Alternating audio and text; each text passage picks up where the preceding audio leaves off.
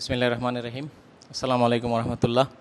আজকে আমার মন খুবই ভালো, কারণ হচ্ছে আমি আসলে আমার ইচ্ছে ছিল কিন্তু সময় করে পড়তে পারিনি।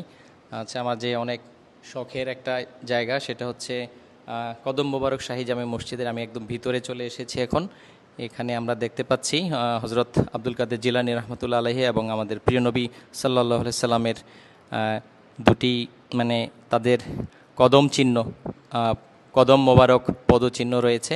ডান পাশেরটি হচ্ছে হজরত মোহাম্মদ সাল্লাল্লাহু আলাইহি সাল্লামের কদম কদম মোবারকের পদচিহ্ন, এবং বাম পাশেরটি হচ্ছে হজরত বড়পীর হজরত আব্দুল কাদের জিলানী রহমতুল্লাহ আলাইহি ওনার পদচিহ্ন। এখানে একটি সংরক্ষণ করা আছে, সংরক্ষণ করেছে গাউসিয়া কমিটি বাংলাদেশ। তাদেরকে আমি সাধুবাদ জানাই, ধন্যবাদ জানাই। এটা তো আসলে মূলত এনেছেন যিনি মসজিদটি প্রতিষ্ঠা করেছেন। আর মসজিদটি প্রতিষ্ঠিত হয়েছে 1723 সালে মুঘল স্থাপত্য শৈলীতে নির্মিত। আর এই মসজিদটি যিনি তৈরি করেছেন তিনি হচ্ছেন তৎকালীন মুঘল সম্রাট মোহাম্মদ শাহের শাসনামলে ফৌজদার মোহাম্মদ ইয়াসিন খাঁ 1723 সালে, আর 1156 হিজরি মসজিদটি নির্মাণ করেন।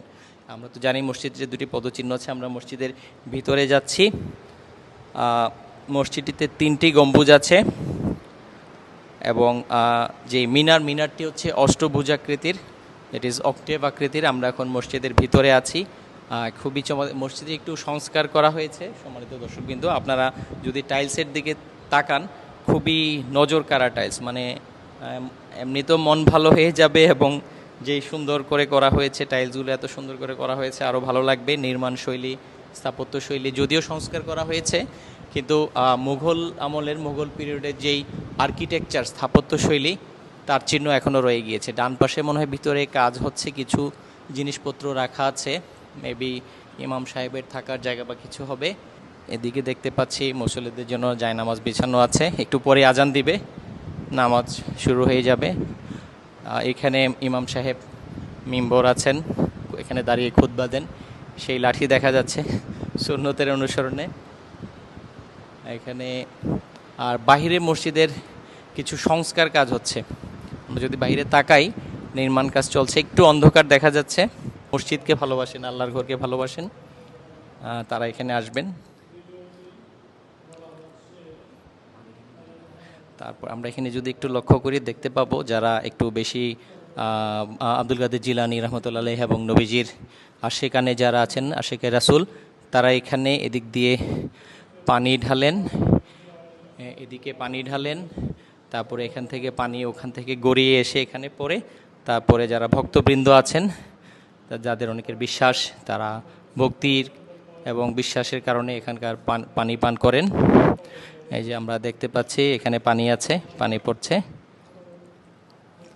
আমরা এখন মসজিদের বাইরের দিকে যাব। এখানে সুন্দর একটি ঝাড়বাতি আছে, কিন্তু এখন নির্মাণ কাজ চলার কারণে সেটি এখন একটু পরিষ্কার করতে হবে হয়তো। আমরা এখন বাইরের দিকে যাব। সুপ্রিয় দর্শকবৃন্দ, আমি এখন দাঁড়িয়ে আছি কদম মোবারক শাহী মসজিদের এন্ট্রান্সে, প্রবেশপথে। এটাই হচ্ছে মূল মসজিদ। আর বাকি আমরা যেখানে দাঁড়িয়ে আছি এটা হচ্ছে এক্সটেনশন, মসজিদের এক্সটেনশনের কাজ হচ্ছে এবং বেশ সুন্দর করেই করা হচ্ছে।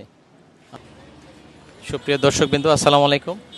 আমি এখন দাঁড়িয়ে আছি কদম মোবারক শাহী জামে মসজিদ তোরণ মেইন গেটের সামনে। জায়গাটি অনেক সুন্দর ছিল, কিন্তু আসলে কি বলবো, অভাগা বাঙালি আশেপাশে অনেক দোকানপাট মার্কেট করে মসজিদের প্রবেশদ্বারের মূল সৌন্দর্যটি আসলে নষ্ট হয়ে গিয়েছে।